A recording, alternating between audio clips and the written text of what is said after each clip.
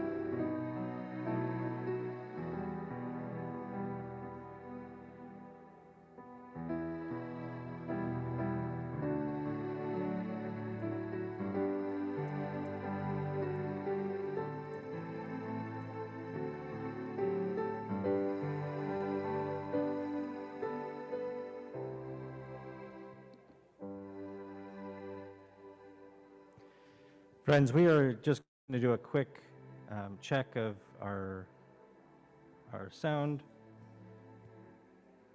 Rabbi Bush, if you could say a few words.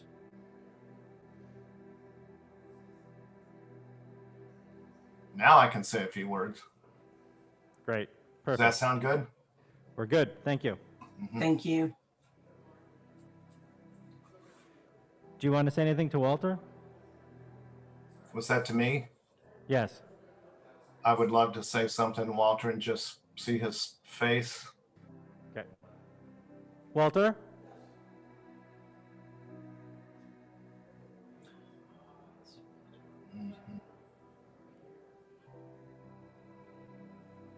Good morning, Rabbi. Good morning, morning, Walter. No, thank you for participating this morning. It means so much. I need to be, and I told Rabbi Murray I needed to see your face, even when it's covered up. The sound is so strong that I actually couldn't hear what you're saying. Okay. I was just saying, I told Rabbi Murray I wanted to see your face. Oh, here I am. It's me. It's you, we know. All righty. I think we're all assembled now. Yeah. Rabbi, you were part of Joan for 18 years here. Thank you. And you too, Joanna.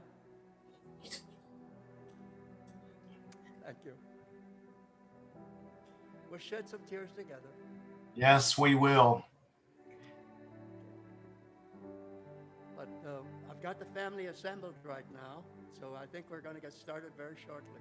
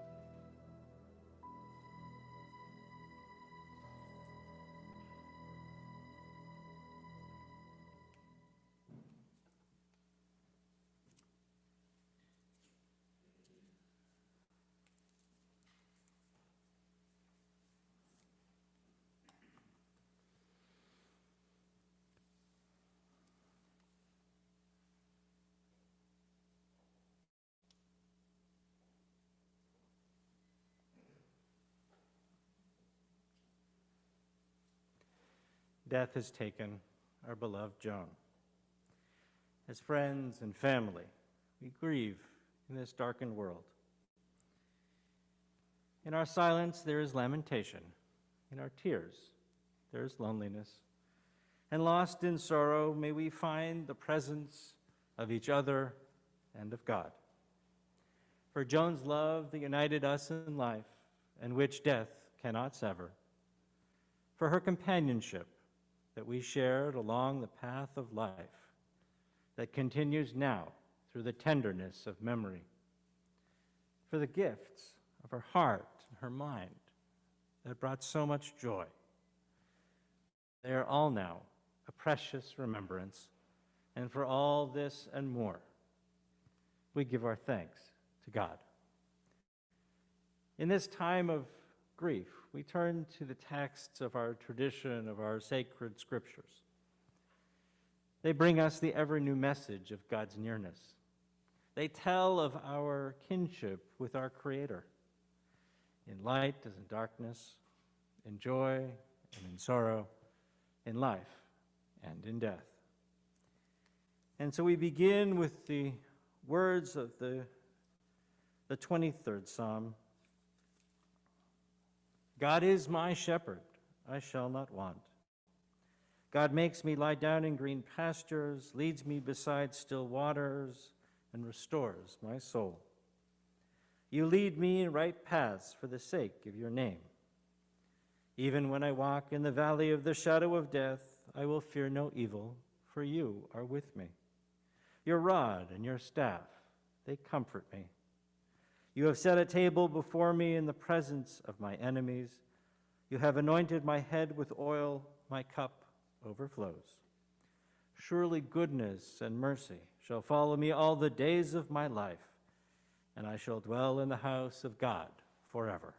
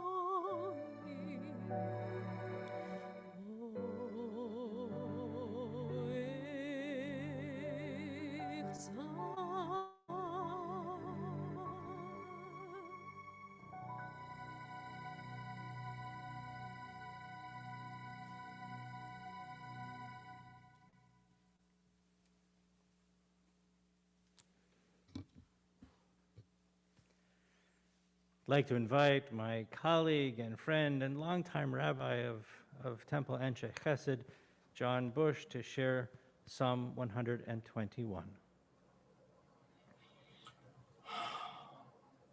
I lift up my eyes to the mountains. From where does my help come? My help comes from the Eternal, who made heaven and earth. God will not let your foot be moved. Your guardian will not slumber.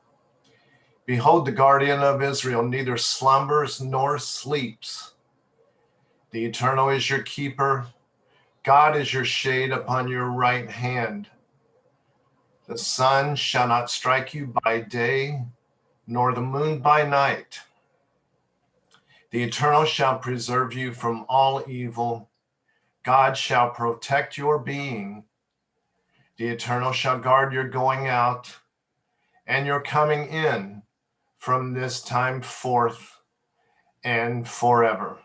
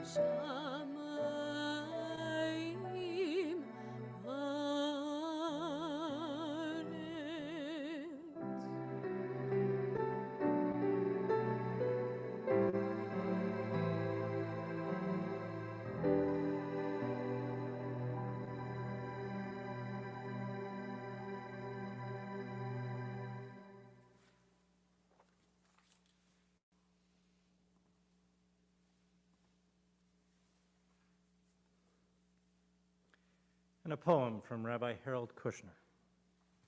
A prayer for the world. Let the rain come and wash away the ancient grudges, the bitter hatreds held and nurtured over generations. Let the rain wash away the memory of the hurt and the neglect. Let the sun come out and fill the sky with rainbows. Let the warmth of the sun heal us wherever we are broken. Let it burn away the fog so that we can see each other clearly, so that we can see beyond labels, beyond accents, gender, or skin color. Let the warmth and brightness of the sun melt our selfishness, so that we can share the joys and feel the sorrows of our neighbors. Let the light of the sun be so strong that we will see all people as our neighbors. Let the earth, nourished by rain, bring forth flowers to surround us with beauty. And let the mountains teach our hearts to reach upward to heaven. Amen.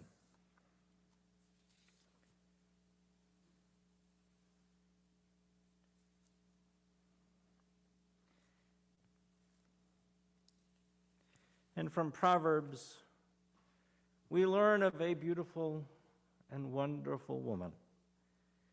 For it teaches us that a woman of valor is so difficult to find. She is more precious than fine pearls. Her family trusts in her, and so they lack nothing. She does them good, never harm all the days of her life. She understands that her labor is rewarding. Her candle burns into the night. She reaches out to those in need and extends her hands to the poor. She is clothed in strength and dignity, and she faces the future cheerfully. She speaks with wisdom. The law of kindness is on her lips. Her children rise up to bless her, her husband and family to praise her. Many have done valiantly, but you, Joan, exceed them all.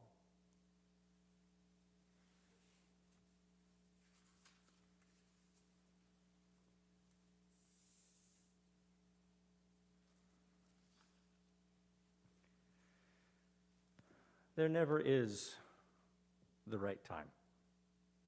There never is the right time to say goodbye, the right time to have a last kiss, a last hug.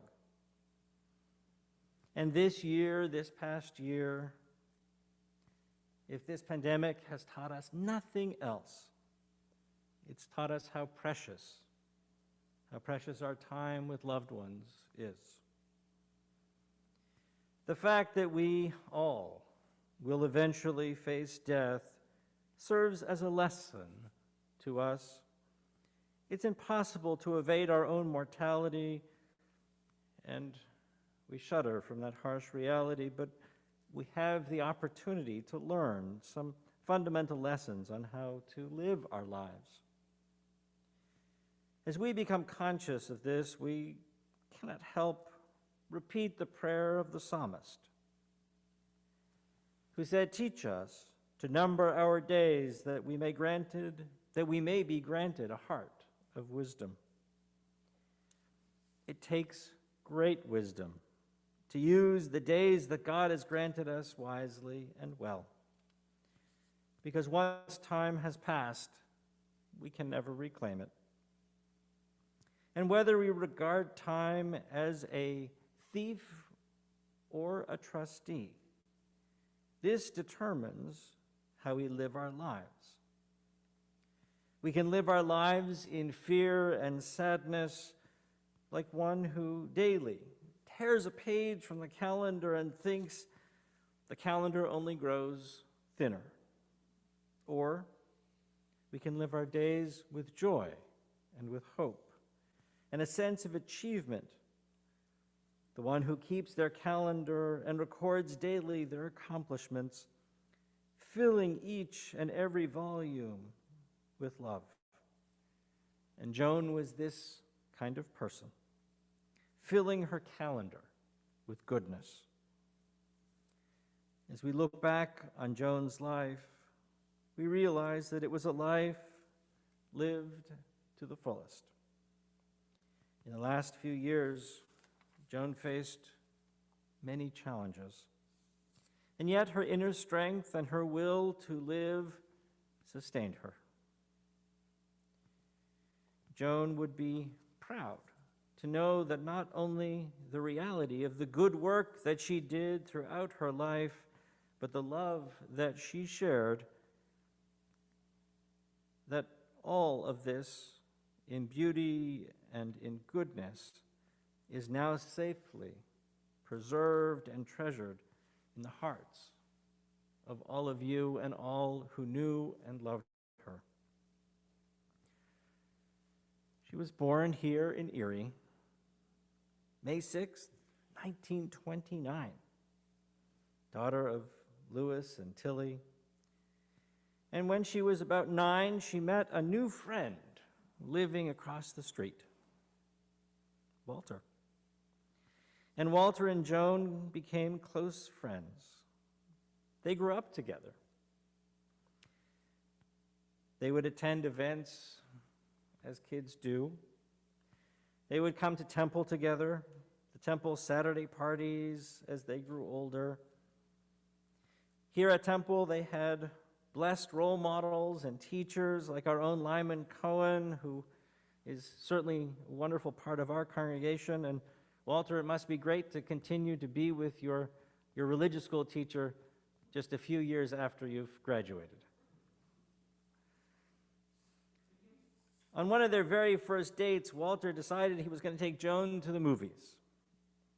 And they went and they had a great movie, and then they went out for ice cream, only for Walter to realize he didn't have any more money left. But don't worry, Joan came to the rescue, and she happily paid. When they were about 13, they took dance lessons together. Joan graduated from Academy High School. When she was 16, Walter, as only Walter could do, informed her that they would get married after she graduated college. And in fact, she graduated in the spring of 1951, and they were married in September of the same year. They called each other lover. Their home was constantly filled with wonderful gatherings and parties and friends and events. Joan loved to entertain. She was always beautifully dressed.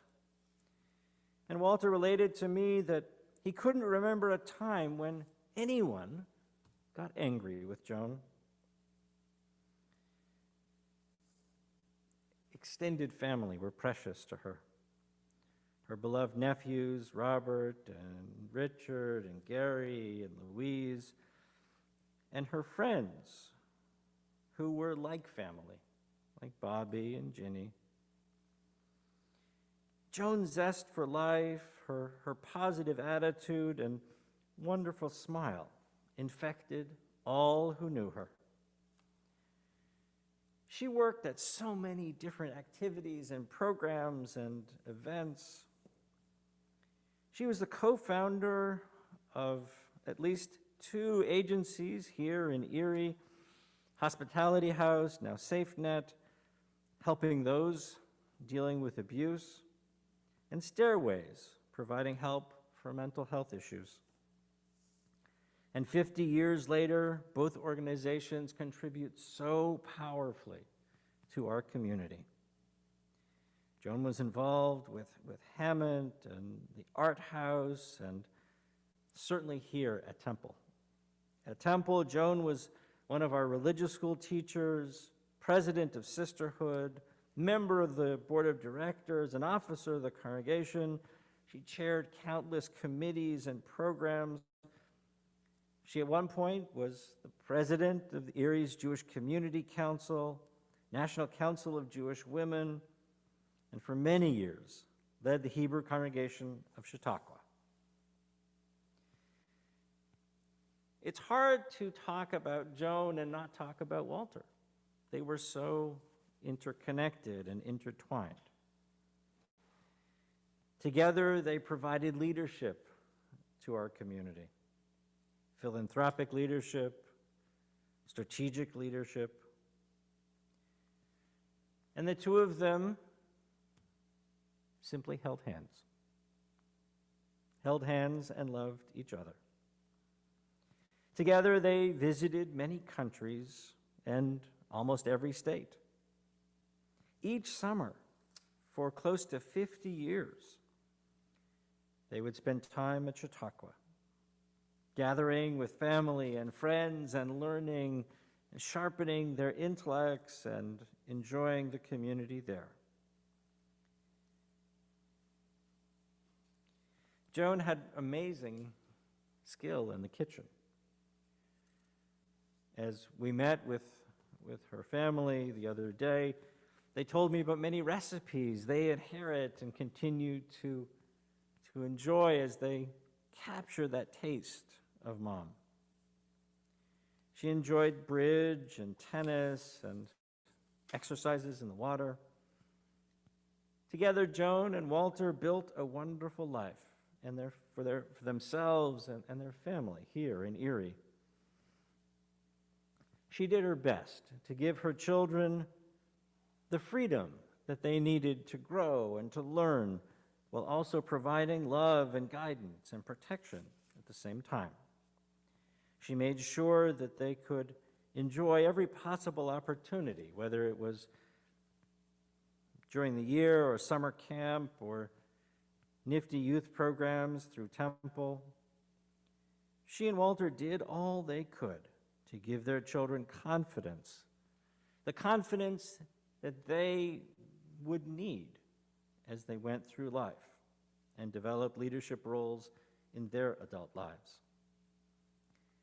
Nothing was more important to Joan and their children, David and Nancy, Michael and Susan, Stephen and Leslie, and of course the precious grandchildren, Joshua and Danielle, Isaiah and Dana, Julian and Lydia, and Joshua, Michaela, and Zachary.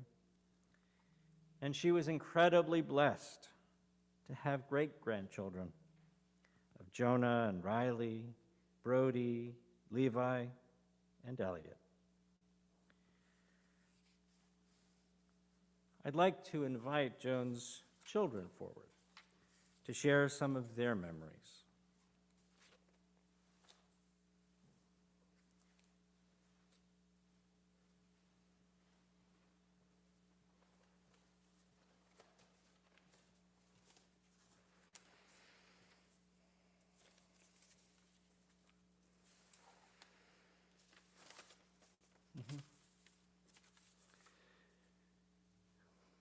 Much has been said and will be said about how Mom and Dad were two parts of the same whole, experiencing life together through so many adventures, grounded together by their love of and commitment to the family, the temple, Erie, and Chautauqua. And if I can conjure up an image of them together, I see them here at Temple on Friday night holding hands right there.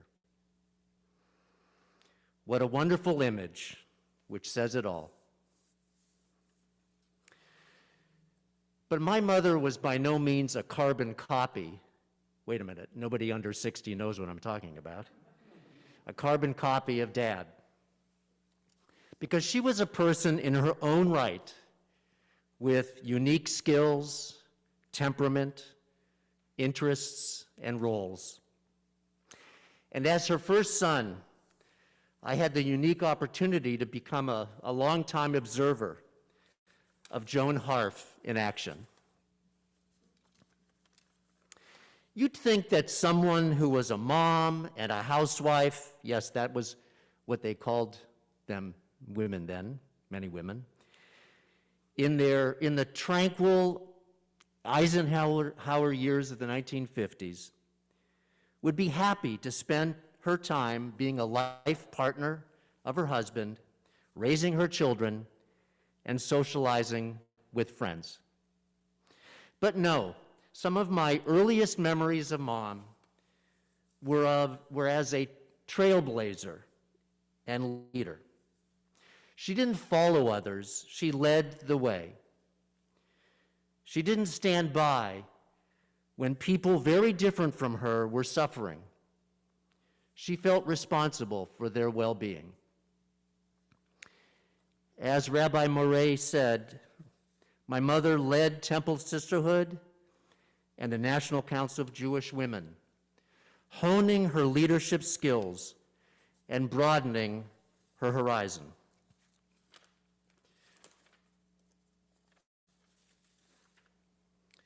She led the Erie Jewish Community Council and the Chautauqua Jewish Congregation, opening the way for other women to follow in her footsteps. But her greatest influence on me was her leadership in addressing problems in the community at large. She was a founder of Stairways at a time when mental health problems were swept under the rug. She was a founder of SafeNet when violence against women and children was rarely, if ever, discussed. In fact, this was just the 5th such shelter in the entire country. Who did that in 1974? Who does that now? Mom did, because she had extraordinary leadership skills that she married with compassion for others who were starkly different from her. She could put herself in someone else's shoes.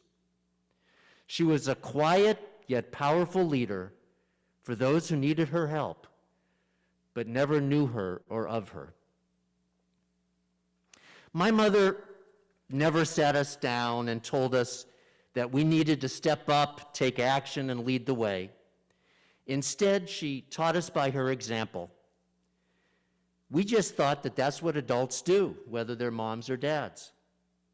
And I know that I wouldn't have spent my high school summers working in a Head Start program or working at a camp for kids from poor families were it not for that example that Mom set. Mom, your essence is imprinted on me, on Michael, on Stephen, and on every one of your grandchildren and great-grandchildren, so that your spirit will live on forever, and your impact will be everlasting.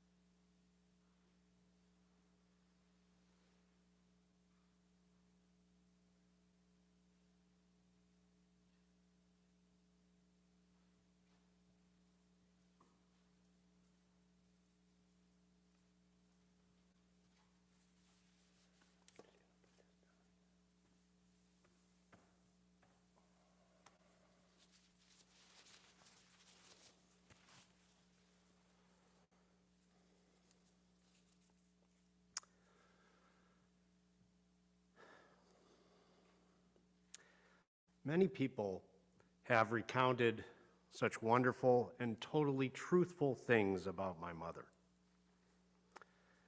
One characteristic that I've often heard is that she never got angry or ever had a harsh word for anyone. While like the myriad of positive attributes which are known to all of you, I can tell you that in my almost 65 years, I was witness to my mother getting angry only twice. Both totally uncharacteristic instances occurred when I was a child. As you know, I'm the middle child. So while David, the oldest son, was always obedient, and Stephen, the baby of the family, could do no wrong, I occasionally had a knack for, quote, getting into trouble. Probably just to get some middle child attention. Now, mind you, I really rarely got into trouble, but compared to my obedient and saintly siblings, I guess I was the black sheep. When I did something wrong, my mother would usually escort me to my room to, quote, think about it. Well, there was this one time in the living room of 4013 Myrtle Street that my mother was about to provide me with an escort when I decided I wasn't going to march up to my room. Instead, this time, I ran away from her and she started chasing me around the coffee table. Now picture that scene. Well, she did get angry, started yelling at me, and got so angry that I got scared, since I had never experienced that previously. And I decided instead to quickly run to my room and think about it.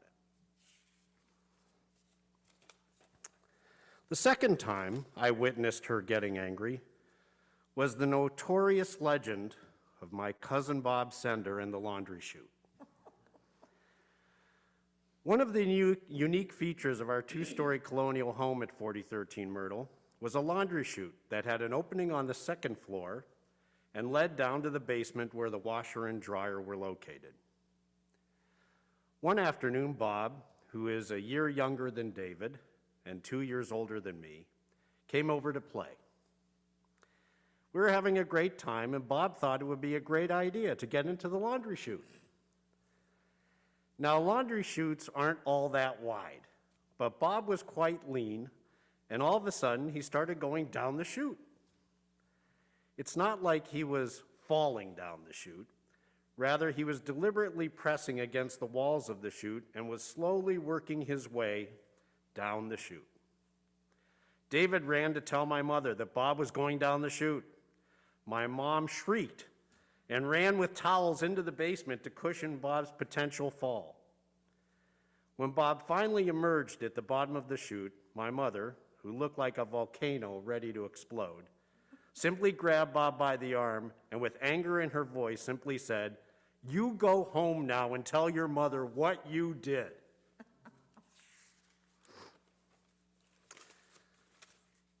On a more serious note, my mother, while a stay-at-home mom, was a role model and had a profound impact as a feminist.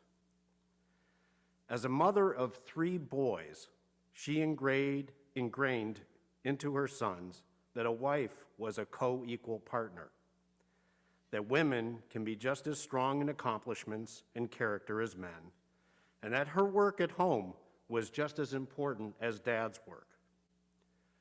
All of her sons grew up to seek out strong women as their partners, fully and equally participated in all aspects of maintaining the home and parenting, and attempted to pass on the example of a co-equal partnership to their sons.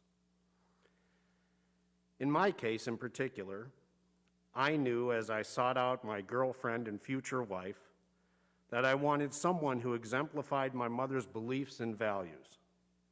I got lucky, and at 17 met, and at 23 married my spouse of 41 years, Susan Friedman Harf. Choosing Susan is the best example of honoring my mother's impact on my life, and we all know that Susan has and will carry my mother's legacy forward. I will always praise and thank my mother for being the perfect role model.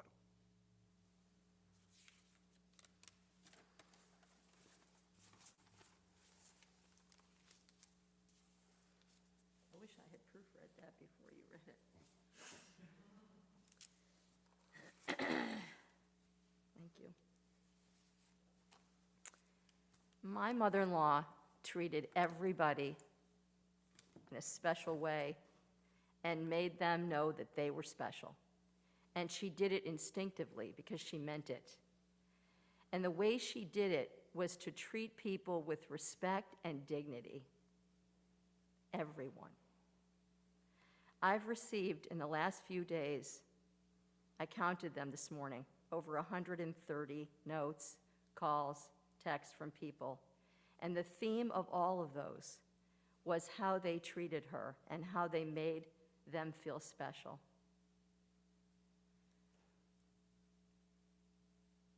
One of the times that I had a difficulty with feeling respected and feeling dignity was when I was on bed rest, not every day, but sometimes when I was on bed rest with Isaiah. I was pregnant, and I first was on bed rest at home, and then I was on bed rest at the hospital.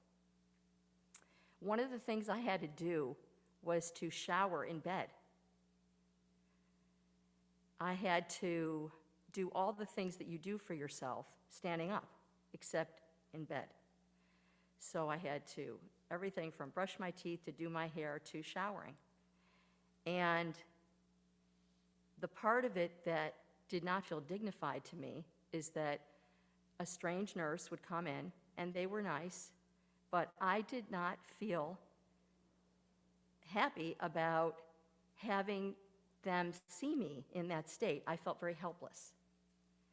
And my mother-in-law decided, she had been coming every day when I was on bed rest to see me.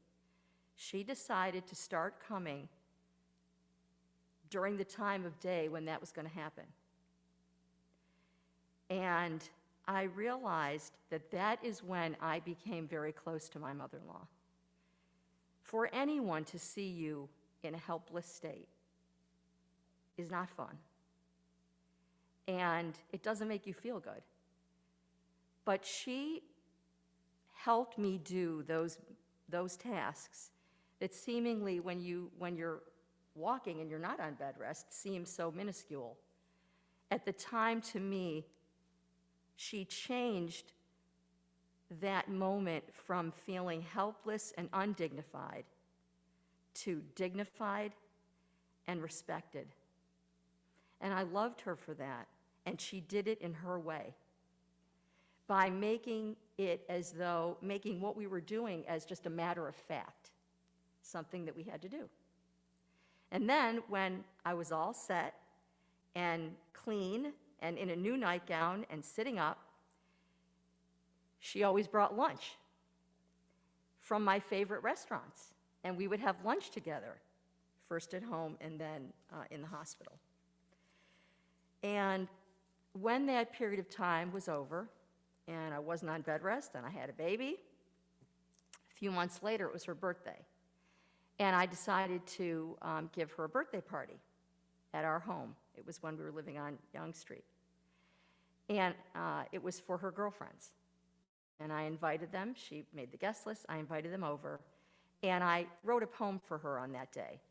I had no idea that she kept the poem or that she cared enough to even frame it, which she did. I found that out later. And at the risk of letting you know that I have no poetry prowess whatsoever, then when I was about 27 or now, but I'm going to read it to you anyway because this is how I felt and this is how I feel. Once upon a time, not too long ago, there was a young girl who had started to show. She was going to have a baby, and it became clear to see that after 9 months, there'd be someone new in Erie.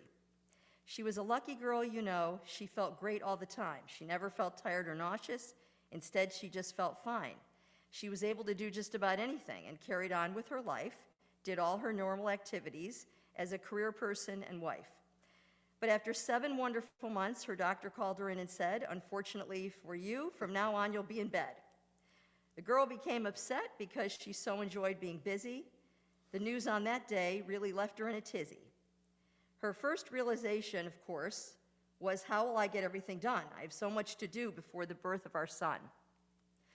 Well, this girl was very lucky, as I mentioned to you before. She had a mother-in-law named Joan who said, "Do not fear anymore. We will make several lists, we'll put everything together, and in a few short weeks, you'll see things will be better." From that day forward, Joan did all there was to do. She bought the baby clothes and diaper pails and washed the laundry too. She was my personal shopper, cook, decorator, and friend. She even brought me my favorite tuna fish sandwiches. She was with me till the end. No task was too great for her. She really did it all. And not once did she complain. In fact, she would say she had a ball. Well, by now you must have guessed that the girl I spoke of was me. And the end of our story is a happy one. We brought home a healthy baby. My mother-in-law is still helping out. She's my faithful old standby. I love you very much, Mother, and I'm lucky to have you. And all the above is why.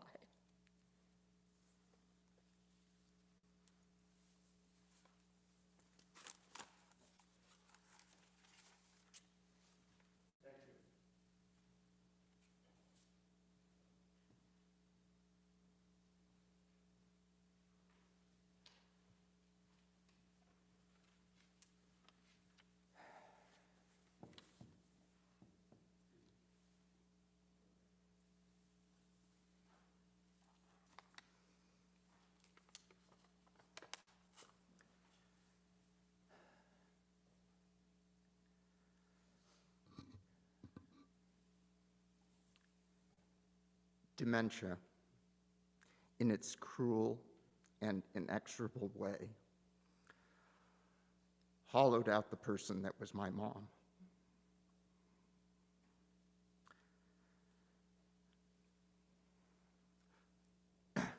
not only does it steal her person, but for us who are close to her, it's hard to wipe away the picture of what she was in her final years. We need to remember not the last 4 years, but the 87 years that preceded it. My comments can be summarized in 3 quick headlines. All you need is love. If you want something done, ask a busy person. The voice that launched 1,000 ships. All you need is love. How can we talk about Mom without talking about her love for Dad?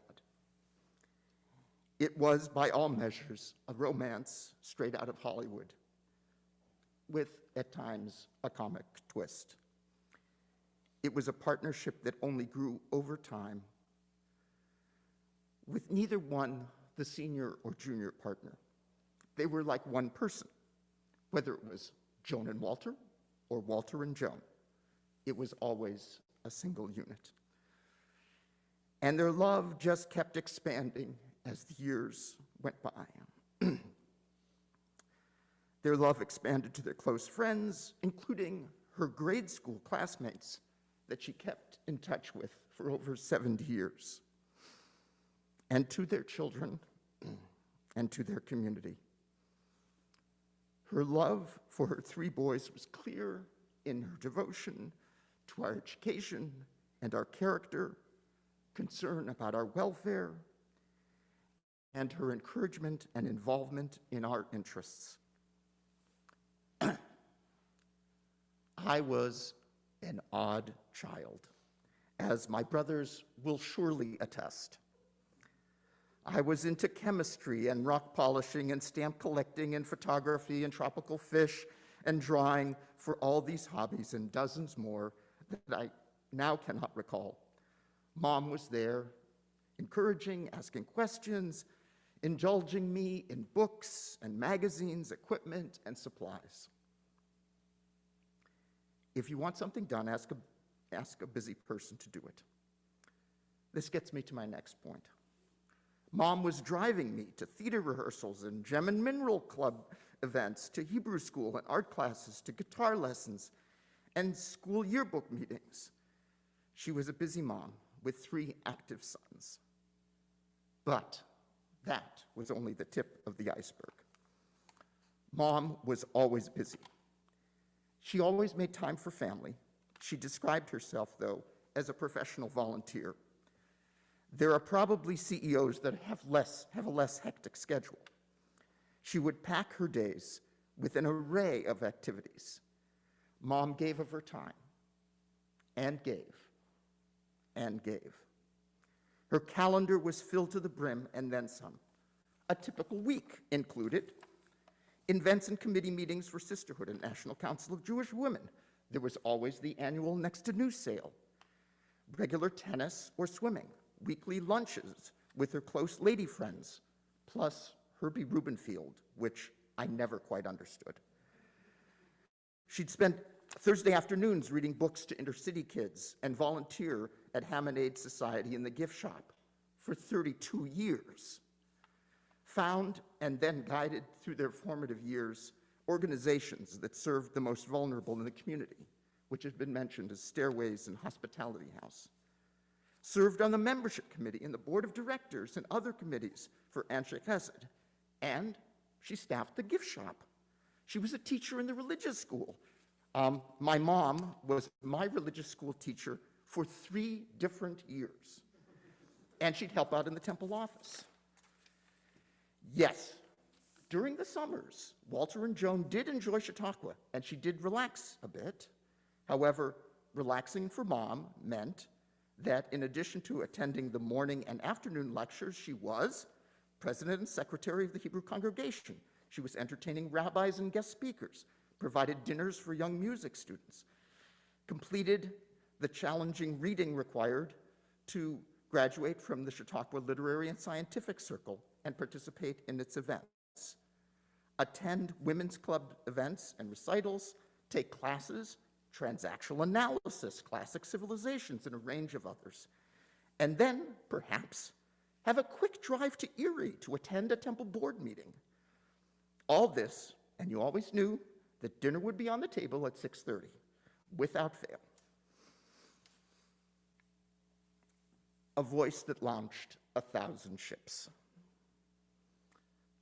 I can think of no better way to recall that vibrant person than to remember her voice. Her voice was Mom's superpower. And what a voice it was. Gentle, kind, never strident, yet with a certain volume. The joke was that we had no need to have long-distance calling service on our phone, because Mom would have that kind of voice that would cut through everything. It would, like broadcasting across the country. It wasn't yelling. It's just her regular conversation voice had that certain quality. But it also had a quality. It could cast a spell on the hearer. She made you feel like the most important person, and you could not tear yourself away from her until she let you know the conversation was done. And so, I'm going to let Mom have the last word.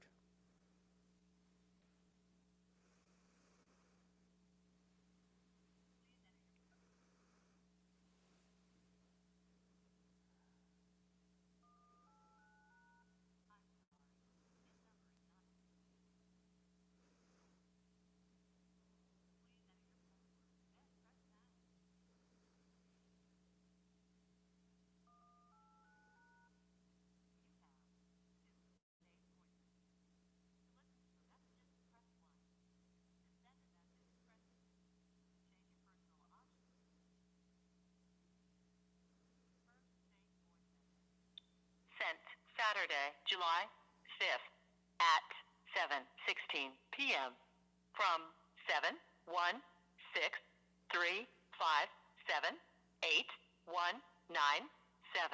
Duration 50 seconds.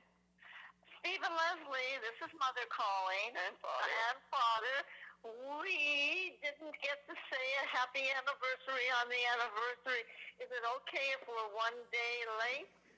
Wish we can celebrate, because we've been celebrating Friday, and today is Saturday.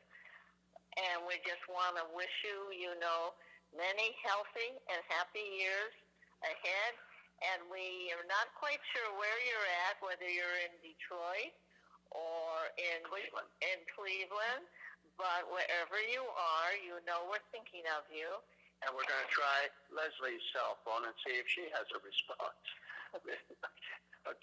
Happy anniversary. Bye-bye, dear.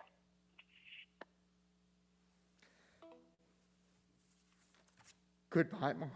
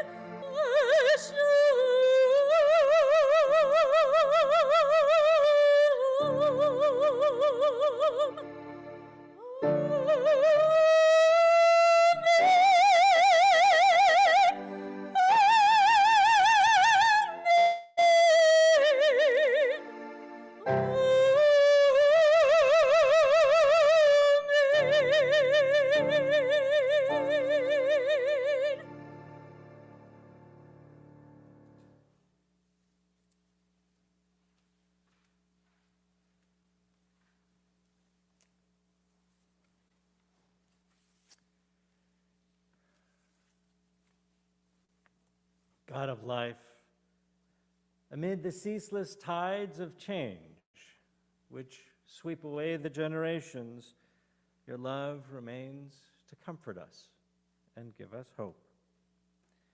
Around us are life and death, decay and renewal, the flowing rhythm that all things must obey. Our life is indeed a dance to a song that we cannot hear. Its music flows through us for a little while, and then it stops. Where does the melody go? In darkness as in light, we turn to you, O God, who is the source of life and the answer to all its mysteries. Ask you all now to please rise for El Malei Rachamim, our memorial prayer.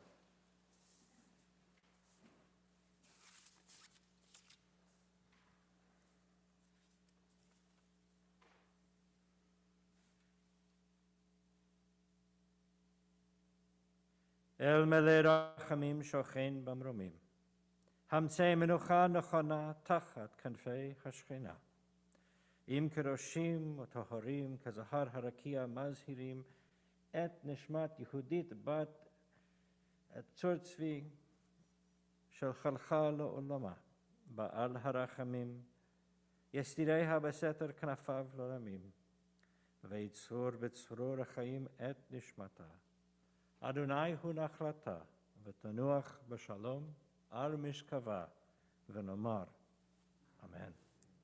Compassionate God, eternal Spirit of the universe, grant perfect rest in your sheltering presence to Joan Harf, who has entered eternity. God of mercy, let her find refuge under the shadow of your wings, and let her soul be bound up in the bond of everlasting life. God is her inheritance, and may she rest now in loving peace, as we say, Amen. This concludes the service here at Temple. For those of you, family, who are with us here at Temple, we'll go in procession to Laurel Hill Cemetery. For those of you joining us via live stream, this YouTube live stream will end, and you're invited to join us on the Burton Funeral Home Facebook page for the interment ceremony when we arrive.